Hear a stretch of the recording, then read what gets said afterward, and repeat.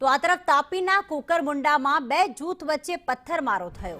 નજીવી બાબતે બોલાચાલી થયા બાદ પથ્થરમારો થયો હતો, જેમાં 7 થી 8 લોકોને ઈજા પહોંચી છે। પથ્થરમારામાં સ્થાનિકોની કારના કાચ પણ તૂટ્યા હતા। સમગ્ર મામલે પોલીસે વધુ તપાસ હાથ ધરી છે।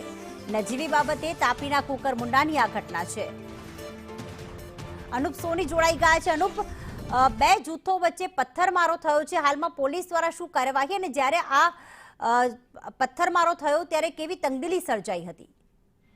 જે રીતે જોવા જઈએ તો તાપી જિલ્લાના મહારાષ્ટ્રની બોર્ડરને અડીને આવેલા વિસ્તાર એટલે કે કુકરમુંડા ગામની આ ઘટના છે। કુકરમુંડા તાલુકામાં ગત રાત્રે નજીવી બાબતે બોલાચાલી થતા બબાલ થઈ હતી અને બે જૂથો વચ્ચે છૂટા હાથે પથ્થરમારો થયો હતો અને પથ્થરમારો એટલી જોરમાં થયો હતો કે આજે સ્થાનિકોને કારોના કાચ પણ તૂટી ગયા હતા અને અંદાજે 7 થી 8 લોકોને ઈજા પહોંચી હતી, જેમાંથી 4 લોકોને ગંભીર ઈજાઓ થતા તેઓને નંદરબાર ખસેડવામાં આવ્યા હતા સારવાર માટે અને જે બાકીના જે લોકો હતા તેમને નિઝર પીએચસી સેન્ટરમાં સારવાર આપવામાં આવી રહી હતી।